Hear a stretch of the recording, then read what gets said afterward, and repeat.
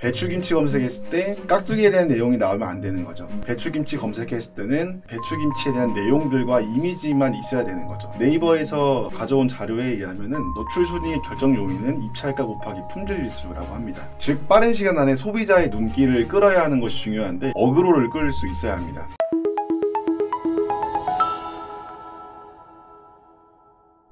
네, 안녕하세요. 네이버 검색 광고 저번에 이어서 2강 여러분들께 소개해드릴 허선재라고 합니다. 바로 시작하겠습니다. 이것도 지난 강의에서 같이 좀 준비해드리긴 했는데, 검색 광고에 관심이 있거나 검색 광고 진행하고 있는데 뭔가 확신이 서지 않거나 검색 광고의 기억자도 모르겠거나 이런 초보자분들이나 좀 더 디테일한 거를 원하시는 분들이 듣게 되면 좋을 것 같아서 오늘도 한번 준비해봤습니다. 저희 검색 광고는 총 3강으로 이루어져 있고요. 오늘은 2강 검색 광고 운영하는 방법에 대해서 설명드리고자 합니다. 2강은 확장 소재, 그룹핑, 그리고 품질 지수 순으로 교육을 진행을 할 건데요. 먼저 확장 소재입니다. 기본 문구 외에 추가 제목이나 계산, 홍보 문구 다양하게 많은데 이런 것들을 이제 노출시킬 수 있어서 총 10가지의 기능들이 있습니다. 확장 소재를 넣으실 때는 2가지 정도만 유의해서 등록을 해주시면 될 것 같아요. 경쟁사와의 차별성이 있는가, 키워드와 일치하는가, 이 2가지를 좀 중점으로 두고 생각해 주시면 될 것 같습니다. 일단 소비자의 구매 의사결정 과정 자체가 비디오 광고라던가 검색 광고라던가 배너 광고라던가 이런 광고들의 그 의사결정 자체가 굉장히 축소되고 짧아지고 있습니다. 즉 빠른 시간 안에 소비자의 눈길을 끌어야 하는 것이 중요한데 어그로를 끌 수 있어야 합니다. 제가 예시를 갖고 와봤는데 저번 강의에 의해서 또 김치입니다. 이 3개 업체 중에서 어떤 업체가 눈길을 끌 수 있는지 한번 보시면 거의 뭐 답이 나와 있죠. 사실 마지막에 있는 이 업체가 좀 더 눈길을 끌 수가 있습니다. 그 이유를 한번 살펴보시면요. 일단은 다른 업체에 비해서 추가 제목이라던가 홍보 문구라던가 뭐 서브링크, 가격링크, 숫자나 영어 등을 사용을 해서 경쟁사 대비 주목도를 높이고 있습니다. 확장 소재를 하나를 넣더라도 굉장히 좀 참신하게 넣는 것이 중요합니다. 여기서 보이는 이 확장 소재 같은 경우는 추가 제목, 서브링크, 가장 중요한 이미지, 이벤트 홍보 문구, 그리고 가격 링크까지. 광고주분들도 그렇고 마케터 분들도 그렇고 확장 소재가 보통 기본적으로 많이 배우는 영역인데요. 이런 영역들이 왜 중요한지, 단순히 주목도를 위해서인 건지에 대해서는 꼭 그것만이 아니다라고 말씀을 드리고 싶고요. 중요한 다음 내용은 제가 뒷페이지에서 다시 설명을 드리도록 하겠습니다. 자, 이런 5개의 확장 소재 외에도 비교적 최근에 나온 친구들인데 이미지형 서브링크나 블로그 리뷰 등이 있습니다. 이 블로그 리뷰 같은 경우는 그냥 아무 블로그나 이 서브링크로 달 수 있는 게 아니고요. 저희 제품에 대한 리뷰를 써줬던 블로그나 후기를 써준 블로거에게 허락을 받아야 돼요. 허락을 받고 어떤 그 자료가 있어야지만 이 블로그 리뷰를 확장 소재로 사용할 수가 있고요. 이미지형 서브링크 같은 경우는 뭐 아무래도 음식점이라던가 비주얼이나 이미지가 좀 강조되는 업종들의 경우 이런 이미지형 서브링크를 통해서 경쟁사보다 주목도를 좀 더 가져갈 수 있겠습니다. 결국에는 이 업종이나 상품에 맞는 여러 확장 소재들을 적재적소에 활용해서 차별력을 두는 것이 좀 중요하다고 보시면 되고요. 두 번째는 키워드와의 일치성입니다. 예를 들어서 나는 배추김치가 너무 먹고 싶어서 배추김치를 검색했는데 확장 소재 이미지가 깍두기다. 이러면 이제 소비자들이 생각했을 때 나는 배추김치를 사고 싶은데 깍두기가 나와 있네. 그렇다고 단순히 이런 주목도나 이질감 때문에 배추김치와 배추김치 이미지를 맞춰야 된다. 이것도 있겠지만 더 중요한 내용들, 뒤에 가서 말씀드릴 품질수와도 연관이 되어 있기 때문에 저희가 원하고자 하는 키워드, 이미지가 일치하는 것이 가장 중요하다고 보시면 됩니다. 여기는 이제 이미지만 내용이 나와 있는데 그 외에 토지라던가 가격 링크라던가 추가적인 확장 소재 등을 해당 키워드와 일치하는 내용들로 바꿔주시는 게 품질 지수에도 좋은 영향을 미칩니다. 자, 오늘 두 번째 영역은 그룹핑입니다. 좀 쉽게 얘기해서 끼리끼리 놀아야 한다는 의미라고 보시면 돼요. 비슷한 성질을 가진 것끼리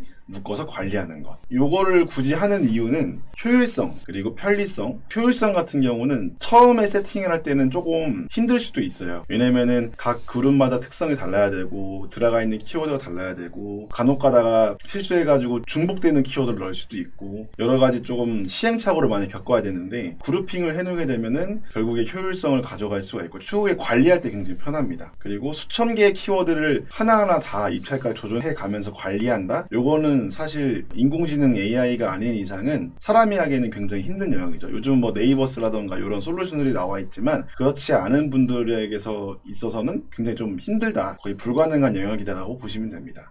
이건 물론 마케터 분마다 각자 지향하고자 하는 스타일이 있어요. 그렇기 때문에 이건 정말 최악입니다 라고 말씀드리기에는 좀 애매하고요. 제 기준에서 봤을 때는 광고 그룹이나 광고 캠페인이 단 하나밖에 없는 경우, PC나 모바일 분류령도 전혀 안 되어 있는 경우, 심지어 가중치조차 두지 않는 경우가 있습니다. 그리고 각기 다른 키워드, 뭐 A, B, C, D, E가 있으면은 모든 키워드가 그냥 한 그룹에 다 때려박아져 있는 겁니다. 그런 광고 계정을 보면은 조금 안타까운 마음이 들죠. 그리고 여기 보시면은 제 광고주 중에 한 분이 호텔 업종이신데 레스토랑도 하시고 시즈널별로 나눠놓고 패키지 뭐 이런 식으로 각 그룹마다 특성이 다릅니다. 키워드도 다 다르거든요. 그래서 이런 특성에 따라서 캠페인과 그룹이 잘 분리가 되어 있고, 또 PC랑 모바일이랑 잘 분리해서 운영을 하고 있고, 메인, 서브, 확장 등 디테일한 그룹, 이렇게 그룹으로 나눠도 되지만 꿀팁 하나 알려드리면은 좌측 상단에 가시면 즐겨찾기라는 영역이 있어요. 즐겨찾기라는 영역을 통해서 특정 메인 키워드들을 관리를 할 수 있다라는 것도 말씀드리고 싶고, 다른 주제의 그룹마다 키워드 소재, 확장 소재가 모두 상이하다. 이 내용은 이제 앞전에 보여드렸던 이 깍두기, 배추김치를 나는 검색을 했는데 깍두기가 나온 경우죠. 배추김치를 검색했으면 배추김치 사진이 나와야 되고, 깍두기를 검색했으면 깍두기 사진이 나와야 되는데 각 그룹이 다 다르기 때문에 이런 디테일한 관리가 가능합니다. 그렇기 때문에 이런 식의 방식으로 광고 그룹이나 캠페인을 운영하는 것을 저는 선호합니다. 이게 답은 아닙니다. 이 마케터 분마다 특징이 있기 때문에 제 기준에 있어서는 이런 방식이 좀 더 관리하기 편하다. 자, 그룹핑, 그렇다면 어떻게 해야 될까요? 전 대행사 직원이기 때문에 광고주와의 커뮤니케이션이 굉장히 중요시하게 생각합니다. 당연히 제가 모르는 영역이 있을 거고, 저 같은 경우도 파충류 업체가 굉장히 특이한 업종 중에 하나인데, 개코,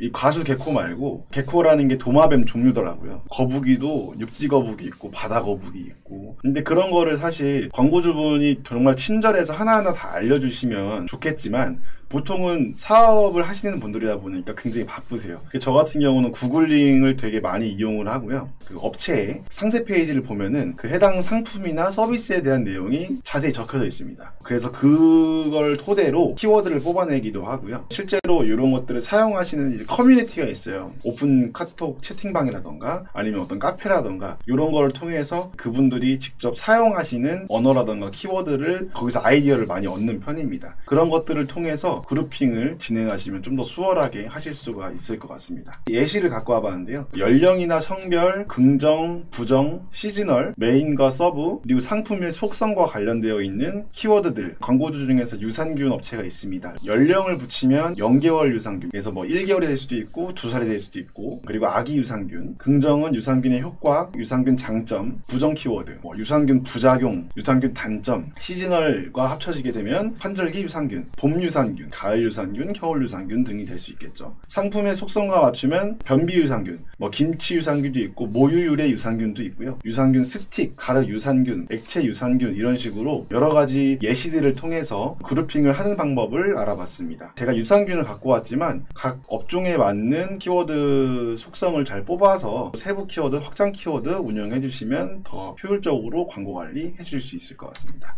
자, 마지막인데, 제가 지난 강의에서 설명드렸던 캠페인 안에 그룹 있고 그룹 안에 소재와 키워드가 있는데, 품질 지수는 이 키워드 안에 있는 영역이라고 보시면 됩니다. 물론 쇼핑 검색어로 가면은 소재에서 품질 지수를 볼 수가 있지만 이번 강의는 파워링크만 있기 때문에 키워드 내에서 품질 지수 확인하실 수가 있습니다. 품질 지수는 자사 광고의 상대적인 품질을 확인할 수 있는 영역이라고 보시면 되고요. 한 칸부터 7칸까지 이루어져 있습니다. 많은 광고주분들이 헷갈리시는 게, 입찰가만 올리면은 순위가 높아지는 거 아니냐. 물론 맞습니다. 맞지만 좀 더 효율적으로 높이려면은 결국에 품질 지수가 중요한데요. 네이버에서 가져온 자료에 의하면은 노출 순위의 결정 요인은 입찰가 곱하기 품질 지수라고 합니다. 검색 광고 시장이 원래부터 조금 레드오션이긴 했지만 점점 더 그 규모가 커지고 있기 때문에 경쟁사분들도 굉장히 많이 들어오고, 진짜 소상공인 분들이나 예산이 조금 애매하다고 생각하시는 분들은 좀 살아남기 힘든 시장이 된 건 사실이죠. 근데 이제 그렇다고 희망을 버릴 것이 아니라 이런 적은 입찰가로 우리가 승부를 볼 수밖에 없는 상황 상황이라 할지라도 품질 지수 잘 관리해서 높은 순위로 올라갈 수 있다는 게 품질 지수의 아주 중요한 역할인 것 같습니다. 네이버에서 나온 얘기를 들어보면요, 여기서 힌트를 주고 있어요. 품질 지수를 높이려면 어떻게 해야 된다라고 정확히 명시는 해주지 않지만 설명에 따르면 검색 사용자의 니즈와 원치를 정확히 충족하고 있는가가 나오고 있고, 클릭률, 노출 대비 클릭을 얼마나 받는지, 그리고 클릭해서 들어왔을 때 구매를 얼만큼 하는지, 실제 검색어나 광고가 노출되는 매체 및 소재 등 여러 가지 요소들을 종합적으로 산정하여 부여한다라고 나와 있어요. 처음부터 보시면요, 의도와 요구를 정확하게 충족하고 있는가는 결국에 세 번째 말씀드리지만 배추김치 검색했을 때 깍두기에 대한 내용이 나오면 안 되는 거죠. 배추김치 검색했을 때는 배추김치에 대한 내용들과 이미지만 있어야 되는 거죠. 요것들이 광고단에서 벗어나서 로직과도 연관이 있다고 합니다. 검색의 사용자의 그런 요구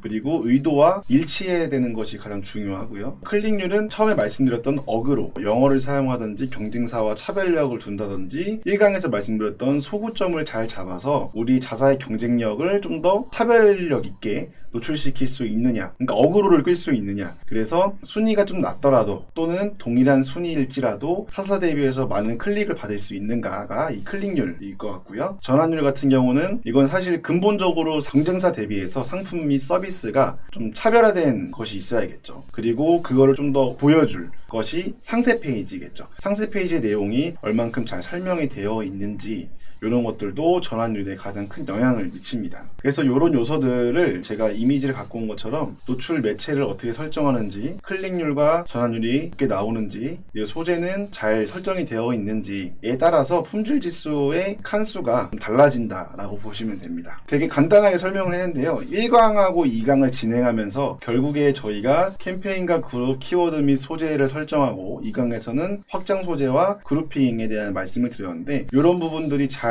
버무려지면 결국에 품질 지수가 상승하는 결과를 가져오게 되고, 거기에 따라서 효율적인 광고 운영이 가능하다라는 거죠. 이제 광고주님마다 100만 원을 사용하시던 1000만 원을 사용하시던 다 없는 예산 짜내 가면서 쓰시는 돈이라고 생각을 합니다. 물론 그만큼 쓴 만큼의 효율이 나와야지 더 진행하는 건데, 그런 것들이 이 품질 지수와도 직접적으로 연관이 되어 있기 때문에 결국에는 이런 품질 지수 관리가 굉장히 중요하다라고 보시면 될 것 같습니다. 지난 강의처럼 가장 많이 질문받았던 내용들을 가져와 봤습니다. 대행사를 사용하면 뭐가 가장 좋은가요? 라고 많이들 말씀을 주시는데요. 대행사가 정말 많이 있죠. 전화도 많이 받으실 거고 메일도 많이 받으실 거고, 어떤 대행사를 정말 이용할지 모르겠는 광고주분들도 굉장히 많으실 것 같습니다. 일단 저희는 공식 대행사이기 때문에 별도의 추가 대행비가 없다라는 점, 그리고 수많은 업체, 다양한 매체를 경험해 봤습니다. 그러니까 저 같은 경우도 말씀드린 것처럼 뭐 파충류 업체라던가 특이한 업종들을 많이 경험해 봤어요. 뭐 웨딩부터 건기식부터 뭐 아니면 DB를 받는 뭐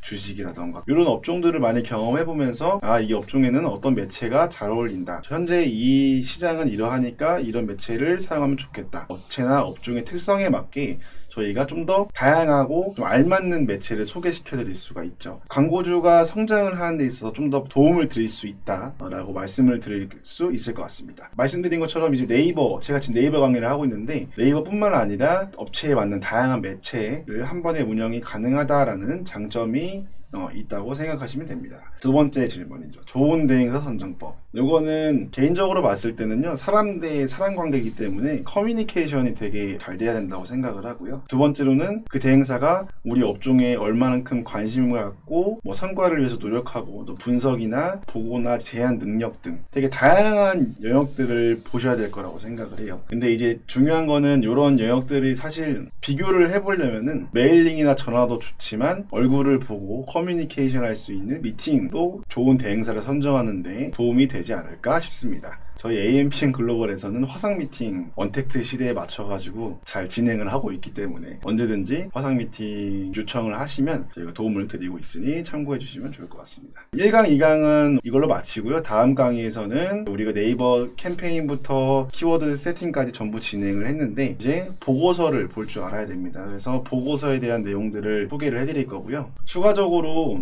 1강에서 2강에서 뭐 시간 제한도 있고 드리고 싶은 말씀들이 더 많았는데 일부만 좀 가져왔습니다. 그래서 궁금한 점이 있다면은 언제든지 뭐 메일이라던가 뭐 카카오라던가 다양한 방법으로 연락을 하실 수가 있으니까 연락 부탁드리고요. 그러면은 다음 시간에 프리미엄 로그 분석 설치하는 법과 보고서 뜯어보기 만나 뵙겠습니다. 감사합니다. 지금까지 허선지였습니다.